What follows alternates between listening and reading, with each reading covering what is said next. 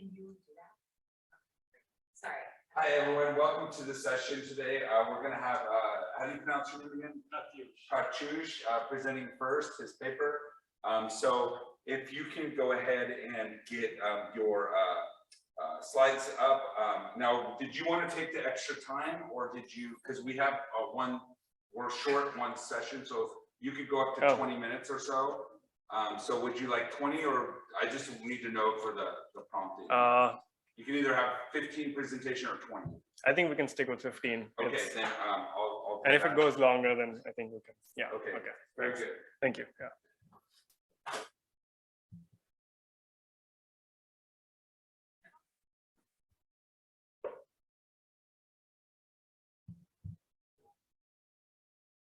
Should I begin?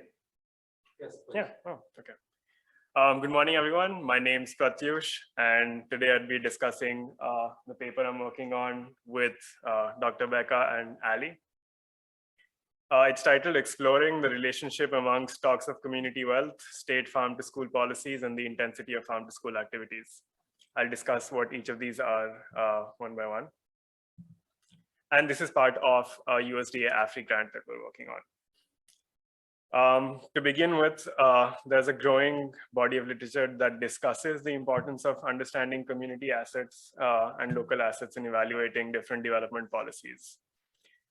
Pender, Marr, and Reeder describe the community's endowment of wealth as consisting of different kinds of assets, some of which are human, financial, social, and cultural capital. And together, the net worth of these assets form the stocks of wealth, which is also referred to as community capitals.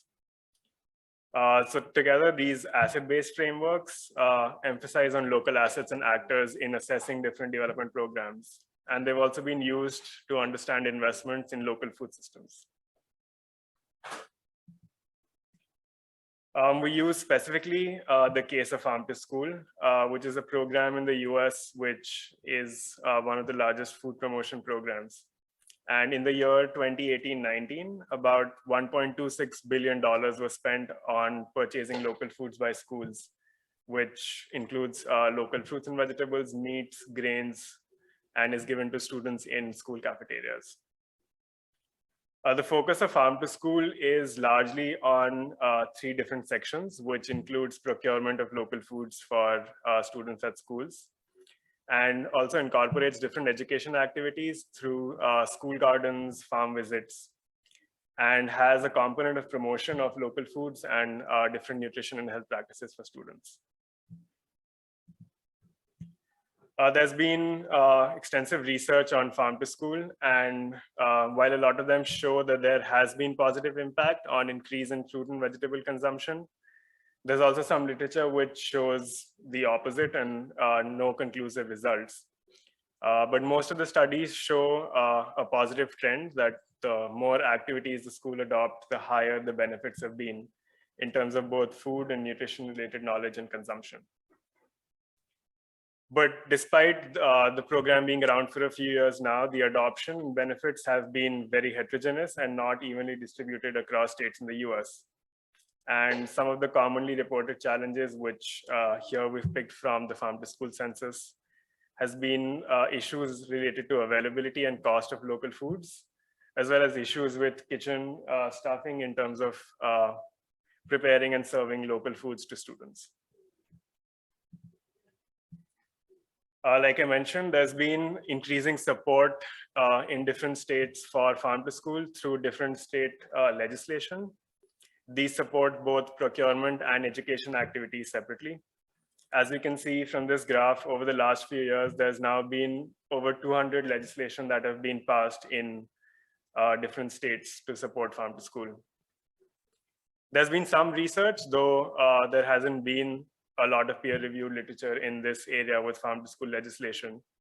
But the few that have been there show again, very different results in terms of how state legislation affect Farm to School adoption and student participation. So again, this is another place where we're contributing through our study to see if Farm to School legislation in different states affect participation. So the question that we're asking in our study is that if there are associations between stocks of community wealth, the state farm to school legislation, the different states, and the intensity of farm to school program participation. In a little more detail, we're seeing separately if there are any relationship between community capitals at the county level and farm to school participation. And given these stocks of wealth, if the state legislation affects adoption of farm to school activities, and are there any spillover effects across states in terms of adoption, that if there's a few states adopting, then does that affect other states in the region in terms of their participation? We're using a database of capital stock indices, which have been created using a principal component analysis by Schmidt and others in 2021. They're county level indicators, which include 6 types of capital. These are built capital, cultural, financial, human, natural, and social capital. I'll discuss a little more on these in the next slide. We use the farm to school census, which was conducted by USDA for the school year 2018-19 and was made available to all schools participating in the National School Lunch Program. Out of the 12,634 school food authorities which completed the census, we have data on a little over 8,000 school food authorities participating in farm to school.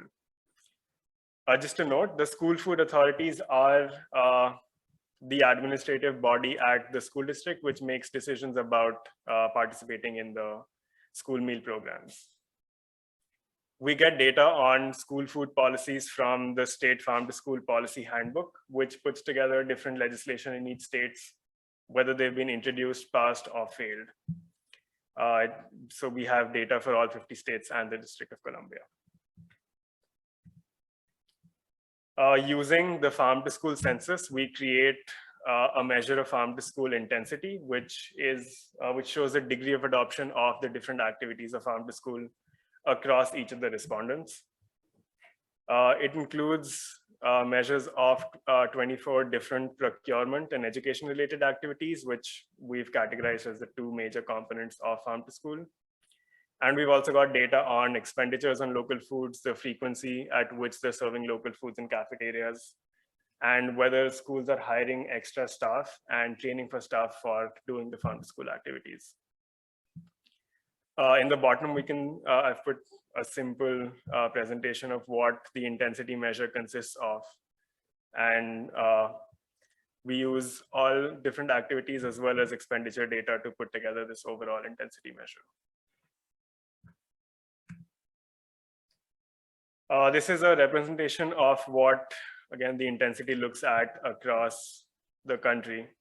We're able to see some clusters of high and low participation and how it differs across states as well as within states. So again, highlights the point how adoption has been very heterogeneous and not evenly across the country. The conceptual framework that we're using in this paper is adapted from Pendermar and Reeder's General Wealth Decisions Outcome Framework. It's quite interesting that he's sitting here with us today and can give us feedback. No, thank you, sir. So we're seeing how the presence of local assets in a community, in which the decisions are being made by the local actors, which in our case is the School Food Authority. And given the context of the National School Lunch Program and the different state legislation, how all of these together affect a community's ability to adopt a program like Farm to School. We're not looking at outcomes specifically, for which there is a lot of literature in which studies how adoption of Farm to School affects different outcomes like nutrition, education, and the local economy. We're looking at the previous step where we see how the local assets affect their ability to adopt Farm to School to begin with. This is the set of variables that we're using. To start with, this represents all the different stocks of community wealth, the principal component indices which Schmidt in 2021 have put together. We've got 2 measures each for built, cultural, human, natural, and social capital, and 1 measure for financial capital. We've got manufacturing and infrastructure activities representing together the built capital of any county. We've got arts and diversity, as well as the presence of different creative industries in a county representing cultural capital. We've got the total public and private finance in a county representing financial capital. We have the health and education, as well as food security in any county representing human capital. We have natural amenities and the availability of farmland in a county representing natural capital. And we have the presence of nonprofit industries as well as public voice and participation together representing two components of social capital. And like I said, we've focused on procurement and education components of farm to school, which is how we divide the focus of the different state farm to school policies. Again, representing procurement and education policies, and another set of policies which we've put in a third category. Thank you. We categorize the school food environment by the challenges that the schools report in the farm to school census. Again, in terms of the pricing and availability of local foods, and if they face any challenges in terms of preparing and procuring local foods. To obtain our results empirically, we're using a Heckman two-step selection model.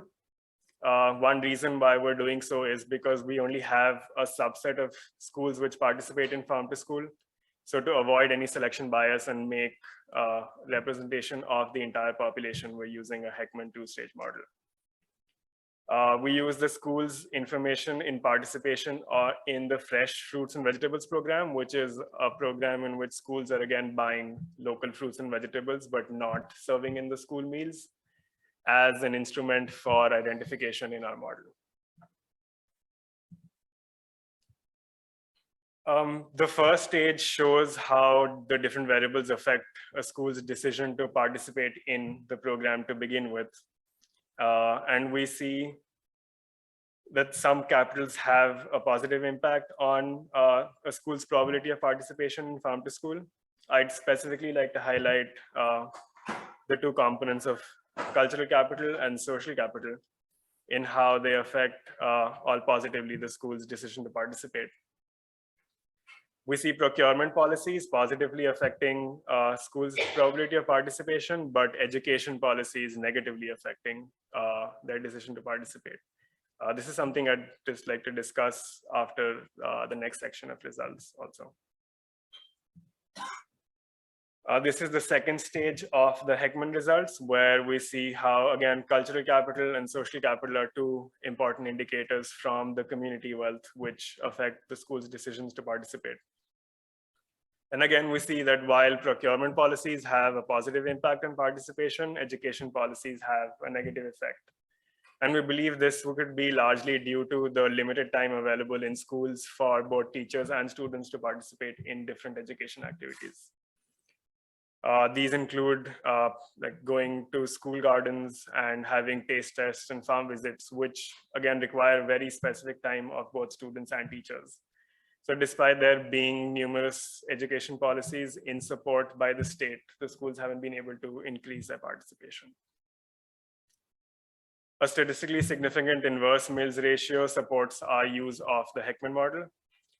And we also see that kitchen-related challenges as part of the food environment also affects how schools are participating.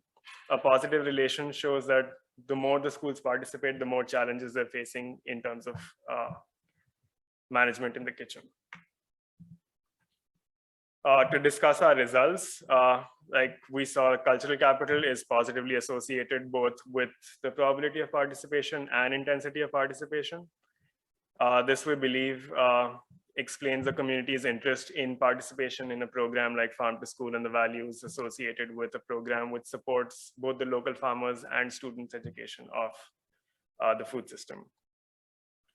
Social capital, reflecting public voice and participation, is positively affected with Farm to School participation. That reflects the community's influence on distribution of resources, and it affects how different schools are then deciding to participate in a program which the schools are required to apply to. And support by local nonprofits and other establishments in any regions for a lot of different activities like procurement, school gardens, participating and collaborating with local farmers. That also has a positive effect on adoption of farm to school. And like I discussed, while procurement policies have a positive effect at the state level, education policies do not as much. And again, this could be due to lack of time available at schools. We see a very small but a positive spillover effect of participation across different schools. And this could be due to two counteractive effects. While one school's participation could affect the other through a positive learning effect, there could also be a crowding out effect in terms of the foods available for schools to purchase. And together, these could be making our results close to zero. But this is something we plan to explore further also. To summarize what we've done, we've taken an asset-based approach to understand how community-based factors and policies affect participation in farm to school. We find cultural capital and social capital, which the rural communities are rich in, to positively affect farm to school participation. And while more procurement policies affect participation, education policies do not as much. Thank you, and I'd be happy to take questions. I have two questions. Yeah. The second question might be two parts, so. Okay. First one's kind of easy, I think, but where do you get the procurement data for this? Like, you identified some of those, where would you be able to identify who's contracted? So we're not using who's contracted, but that data is also available in the farm to school census, which the USDA collects. The data. How do you get, is it? It's publicly available. Yeah. So you don't have to do one of those disclosure. No. And then, can I ask my second question? Yeah. Okay. Sorry. Is that okay? I have one more question. Question, yeah. Yeah, okay. So I'm wondering if you have a sense of how long the schools are participating in farm to school. We do. You do? Yeah. So close to 60% of the schools in our population have been new. It's 1 to 2 years that they've begun participating. And then after 2 years, they stop participating? No, they don't stop. They don't stop? No. Do you see a drop off at all? This is the latest census data that we have. There's data available for 2015, and the questions were asked very differently. So we haven't been able to match. There's about 20 to 25% schools which have continued from 2015 to 2019. But we'd be able to see what you're asking when there's a next census and how many schools stuck around to continuing to do farm to school. Because I think like your approach, the Heffron two-step approach is really interesting for the average intensity of Yeah. farm to school. If you did something, which I'm looking at right now, I don't know much about it, but this dose response model, where you can see once a school is treated, you can see how long that effect lasts for. Right. And that would probably be interesting to know, especially because you have such geographic heterogeneity across these different counties. Yeah. So you can look more closely at what is happening in this community or in the schools themselves that might affect their ability to meet those programs. Because right now it's just like snapshot. And that's great. That's good information. But to me, I'd be interested also like for those who do drop off, what's going on. Right. There is a paper by Alessandro Bonanno and Sucinta Mendes, which was published in 2021, I think, where they've matched data from 2013 and 15 census. But that's again a very limited number of schools, and they take a lot of assumptions because the census again was done differently.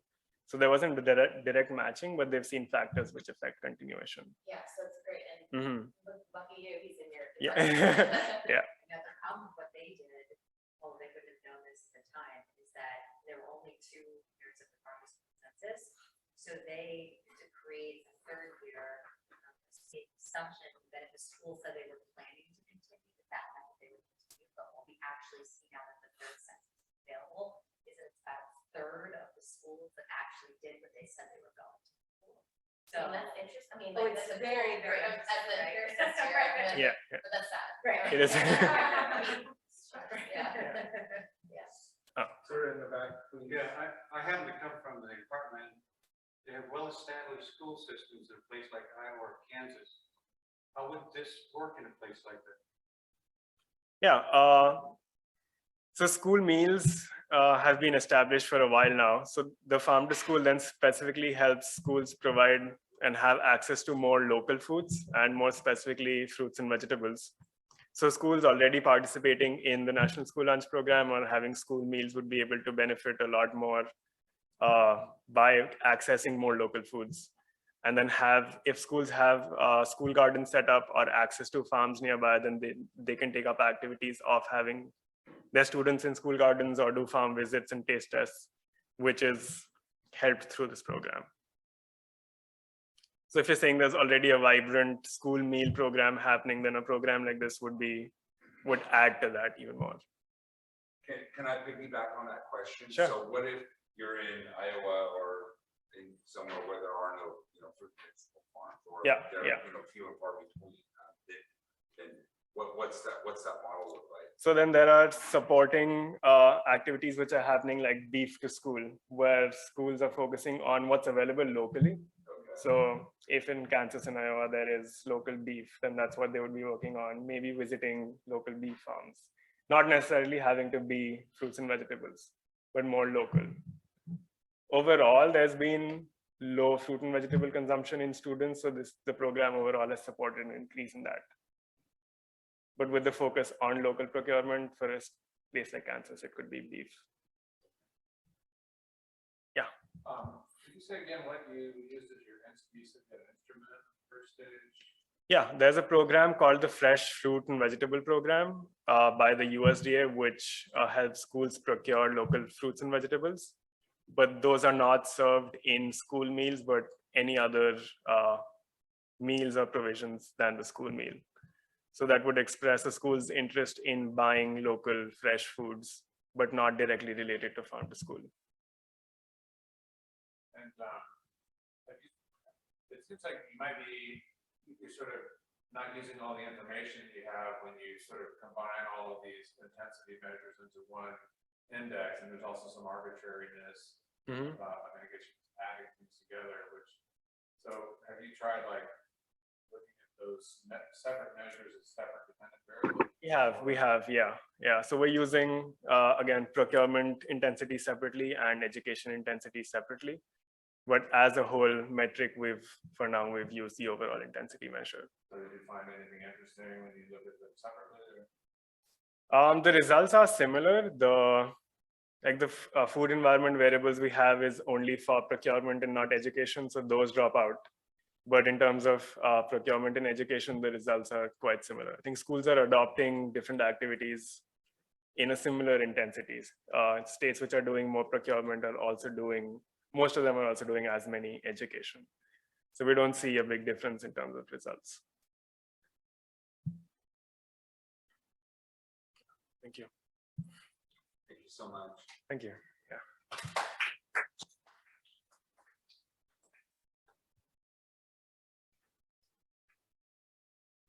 I don't want to butcher your name, so if you could just introduce yourself. Hi, everyone. This is Andalib Brahman. I'm a research associate at Cornell, and I am going to talk about a very different context, which is that of India. We are talking in terms of, some of the issues are kind of interlinked in terms of how things are public services are distributed across space is something Pratyush talked about, and this is about the distribution of public goods. As scholars of development economics, we understand the importance of public goods, why they're important in the long-term development process. But one thing we always struggle with is they're not distributed equally in terms of access to schools, access to health centers, access to road infrastructure, for example.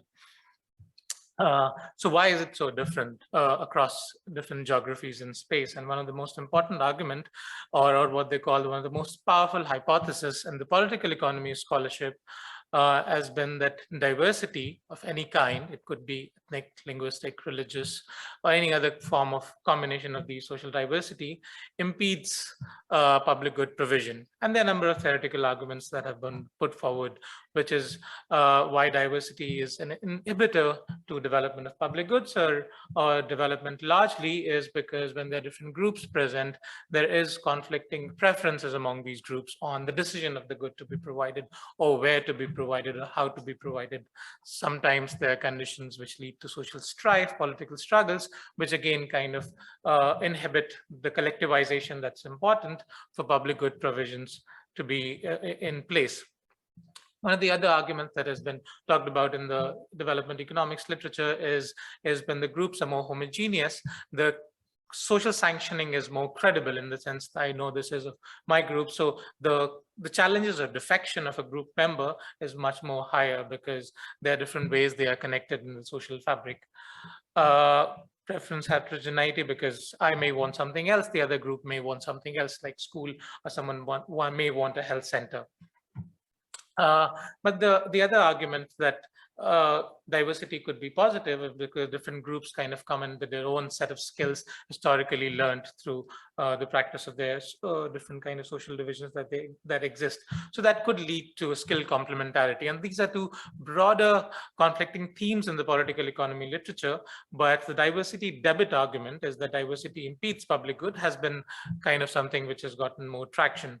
And there are different examples. The first paper which came out was by Easterly and Levine in 1997, where they talk about why African countries are poor because there are large number of tribal and other ethnic groups.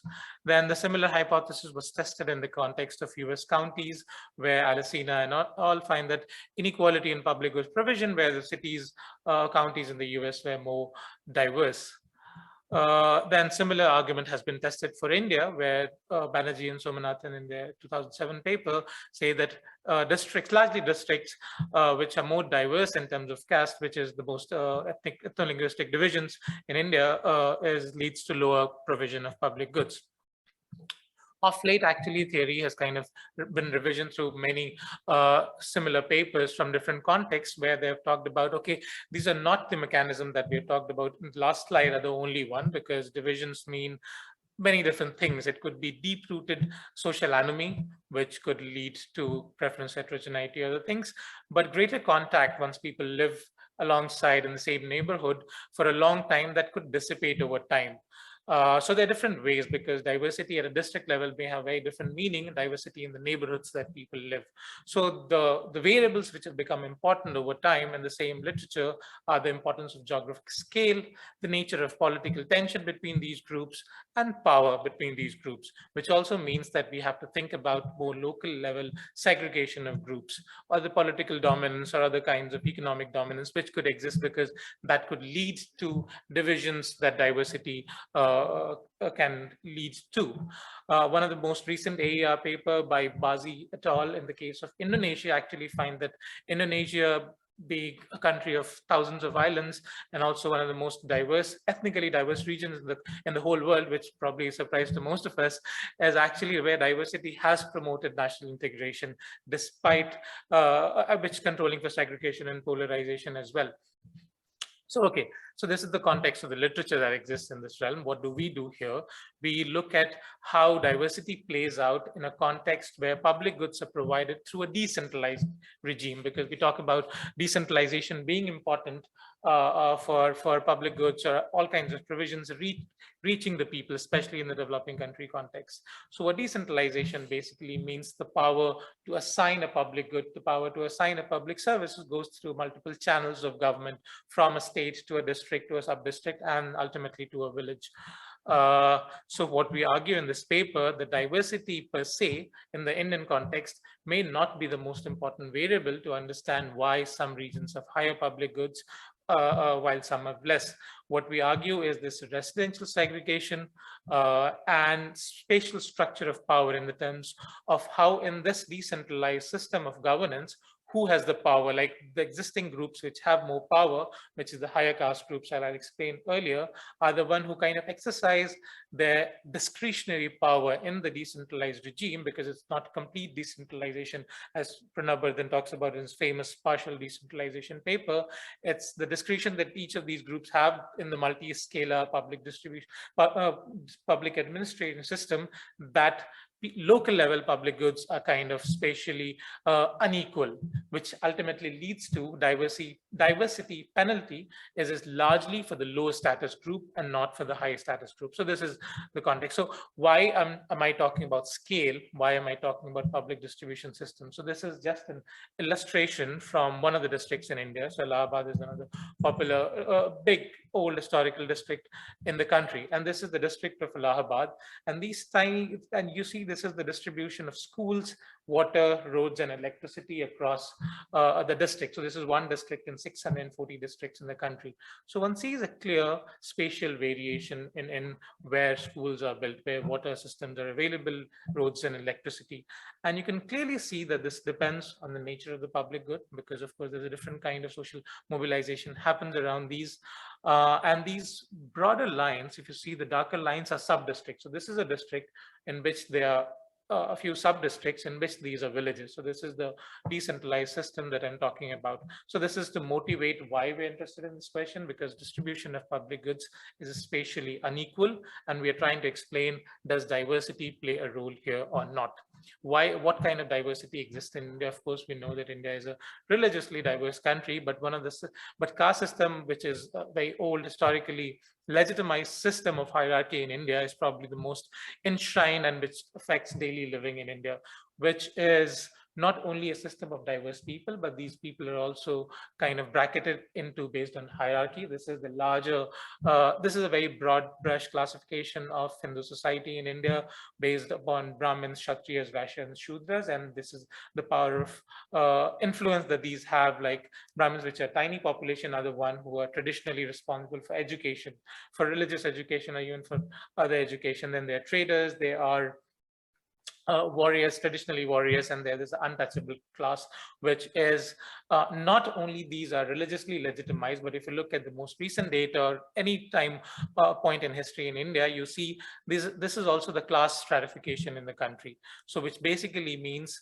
that there are a set of people who are the most marginalized, and in which what we are interested in this group, which is called scheduled caste, and not and there is a group of people which fall outside of the fold of the system, are the tribal people, which are the indigenous people, which are not even part of the society in this system that I'm talking about. So scheduled caste and scheduled tribes are the most marginalized people. And this is the hierarchy that I'm interested in, because that's how the Census of India collects data. So what we talked about, when we talk about diversity, we often miss there is a grading. There's a gradient in terms of power, economic, social, and political that exists in the society. So that's the context.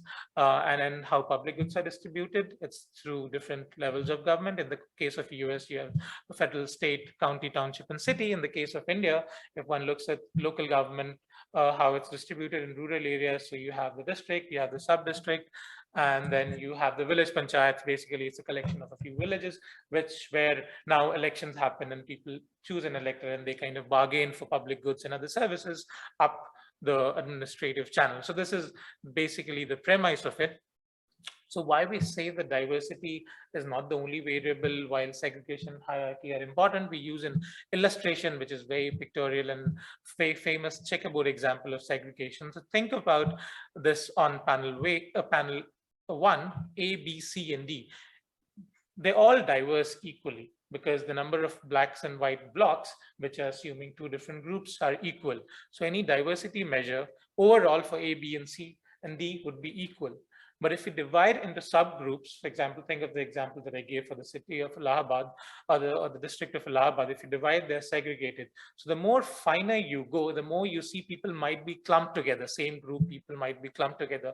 So aggregated measures of diversity may not actually convey how people like people's exchanges and meeting with different people on a daily basis. Segregation becomes even more important when the public goods is not community created, rather state provided. Think of a school, a public school. So if there are two groups in black and white, and if I am belonging to a certain group, if my folks are segregated, then it probably gives me an opportunity to place the public good in a resource constrained society to my own folks, because I have my electoral concerns as well. So diversity per se has a very different meaning at a local level when the society is divided based upon the spatial adjustment assessment where they are, and also based on hierarchy. So that's our theoretical formulation, which comes from disciplines of geography and political science as well. So this leads us to three hypotheses on the diversity debit claim. What we argue is the negative association between diversity and public goods is most limited to units where the low status groups of the two groups.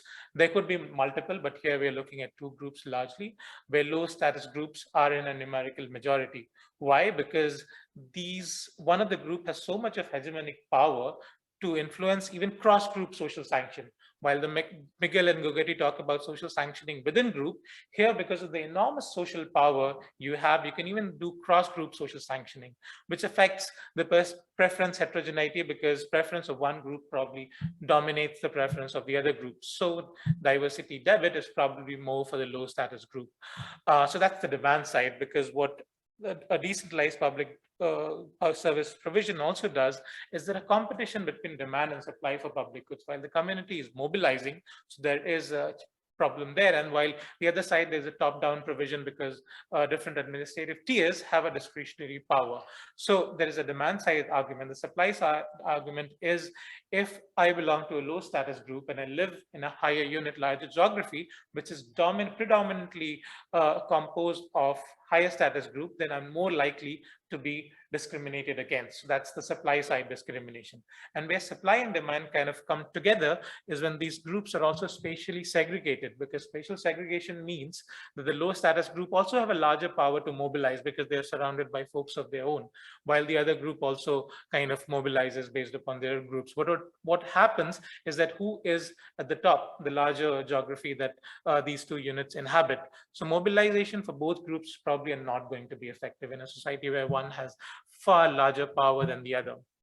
So these are the three hypotheses we test using India's census data. The last one is available for 2011, where we have information on 600,000 villages, all the villages in the country, which are ensconced in around 4,500 districts, which are part of 640 districts. So that's the data that we have in terms of demographic composition. We know the population share of the scheduled castes and scheduled tribes, which are the marginalized groups, and the other groups, which clubs in a lot of very heterogeneous different caste groups. Of course, not all of them have equal power, but this is how the population census of India determines the share of population. We know for each village the kind of public infrastructure that's present in terms of schooling, health, public health services, and so on and so forth. The quality of drainage system, the quality of sanitation services. So we make an index for, as I showed you, the 4 index that I made earlier, and then we compute diversity. I'll go with what diversity metric entails. We calculate segregation metrics, and we also calculate what is the numerical dominance of these two groups as CST combined, while other groups, each of these villages and the sub-district that we are interested in. So the way standard metrics for diversity is the fractionalization index, which is the standard Herfindahl index, which basically means what's the probability of you picking 2 random people and they belong to different groups. That's diversity measure. Segregation measure looks at how is the diversity metric different from one unit to the larger unit that it's in constant. And then we calculate as 0 and 1, which group dominates. And we interact the dominance at the village and the sub-district level to kind of calculate how to operationalize the hierarchy or differential status. Why we're interested in the scale? Because of course public services are distributed at a more local level because schools are for a village.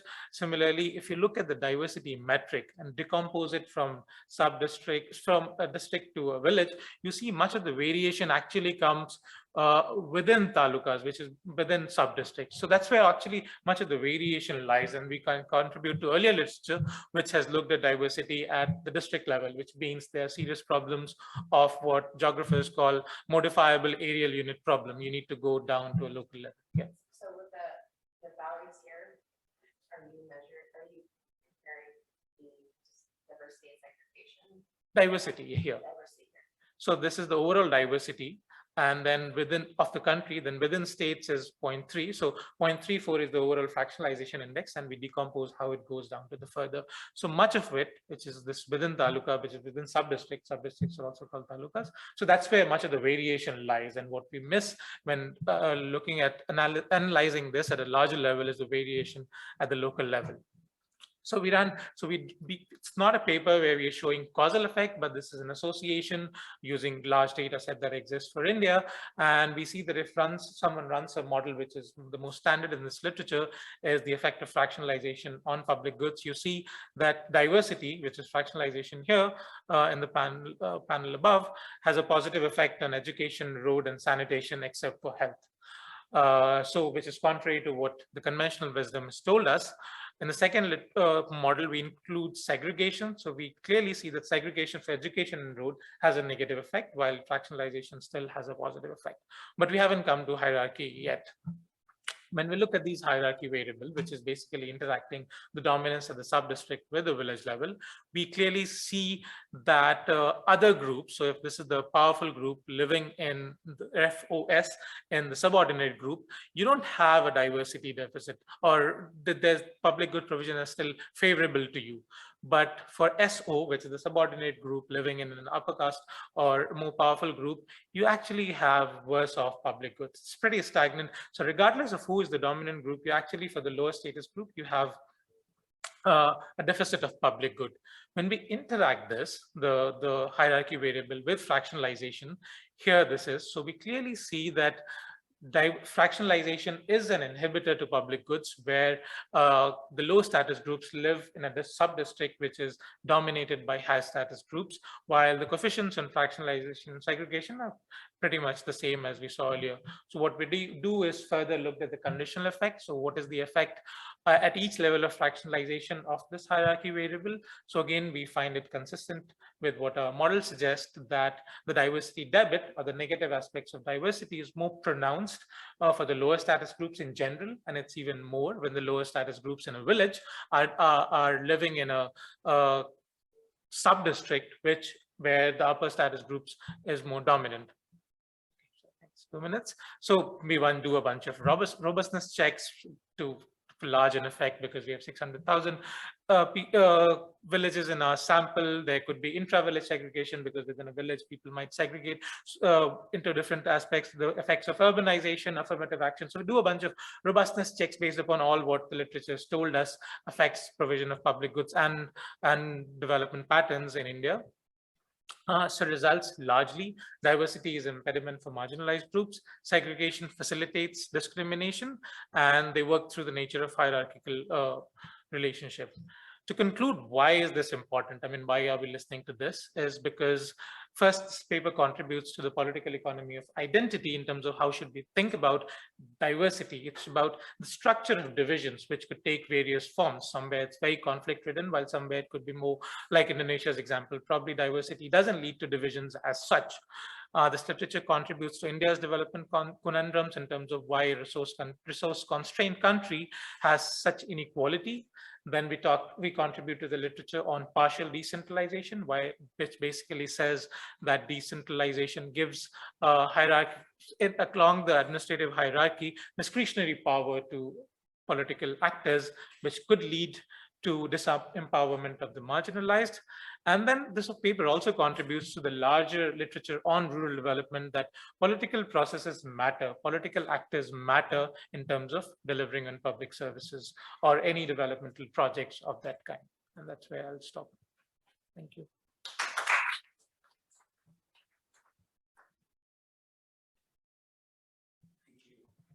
I can take questions. So a lot of the public goods in terms of the roads, I think roads and dams mostly have been at the cost of displacement of largely the SC and ST population. Mm-hmm. And it's usually the government which displaces them to another collected place from the region. Do you think that could be affecting how you see their presence spatially? Taking some data from 2011 and they've been displaced, say, in 2000. Mm-hmm. Then from 5 villages clustered into one.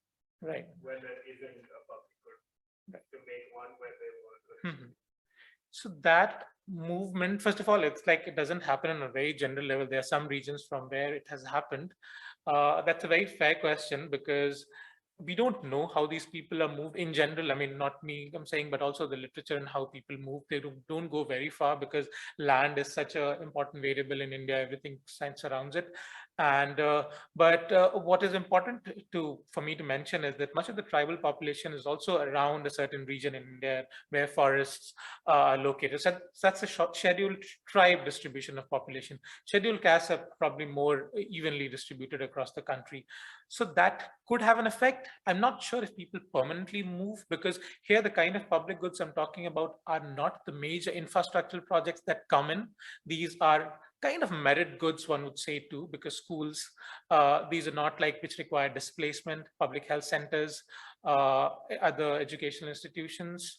So those are not the one which require displacement. So I won't comment on that, but a very fair point in terms of how livelihoods change. So, but I can't comment on that because this is not dams and other big road projects. This is the connectivity to road. Has the road come to you? So you had roads as one of the variables. Yeah, so is there a road connection? So this is an index based upon, is there a bus connection to your village? Is there a road connection? How much time does it take? So we kind of make an index based upon these variables. So yeah. Things were going kind of fast, so, but you showed, results for different types of public goods. Mhm. And the education ones seem to be different than the others. Right. Can you comment on that? Like, why Yes, for education and for, Hmm. maybe it was health. I think it was health. Health is a little different. Yes, no, you spotted it perfectly right. So health is a different. So the other thing which we are kind of struggling to have a very clear answer with this is that a lot of these schemes also come, especially when it comes to health, is at a population distribution level. For example, the most rural public health center has to be, there's a rule that every 500 population has to have a public health center. And this 500 people could be across 2 villages at times, but maybe one village might not need two if it's a larger village. So there's some more variation in terms of the rules of how these public goods need to be placed. So that does play out a role as well. So there's a very famous paper in the context of Africa where they talk about this diversity development association also depends on the nature of public goods one's talking about, because resource mobilization or community mobilization could vary depending on the public good. Education, every village almost has a school, but not health centers, because health requires a more set of expansive investments to go. Education, you make a small building like this size of this room and then you're fine, okay, we have a school here. So that makes it challenging. Sanitation, government has a massive program of total sanitation campaigns where they're putting up toilets. I mean, they have water, sometimes they don't have water, but there's a massive program happening which will at some point in time will ensure every village has one. Functioning is a different program. So it also depends on, sometimes the push is on different schemes. We can't identify each of them clearly because the data is not collected like that, but it's a fair point. It's mobilization and the nature of good as well. Do you think some programs like Usha or Anganwadi could be in health which don't require a physical infrastructure but only people? So no, Anganwadi has to have a small room. But it's usually within a school or a health center. But the departments are different actually. So health centers are by the Ministry of Health, while Anganwadi is a Ministry of Child and Women Welfare. So there is a different way how money gets allocated. But yes, Anganwadi workers, and which is the kind of a crèche system for villages and for a larger audience, and the most rural public health representative, they actually work together, but they're paid in a very different system. Sometimes the kind of from same family women will be working there. So it's again, this challenge of in a decentralized system, the money gets through different departments and you may have different ways of functioning and the rules around how many people you need. So that's why the whole process becomes challenging. And that's what our argument is. So we're not even claiming that, okay, we are saying that one should understand the processes that affect spatial distribution of public services. Yeah. I just have one clarification question on the country. Mm-hmm. The clarification that I want to make is that at this point we understand the placing of the public goods, Mm-hmm. not exactly whether they're completely accessible or completely inaccessible to the different groups, right? Mm-hmm. And if you think of it that way, there would be some spillovers. Mm-hmm. Those who are completely like segregated, they might be able to connect to the places where there are public goods. And the correcting thought from that process is that, like, for an incumbent, the payoff would be higher place in case the public goods in place that they have a higher majority of the field, right? But then with spillovers, then we like the marginalized population might also be. Right. So yes, so this paper is about incidence and not access. For access, we either need a really large household level data set where we know who accesses how and where, and with the geographic identifiers, which unfortunately we don't have. So yes, I mean, that's a very fair argument. It is very possible, but we only have incidence, we don't have access.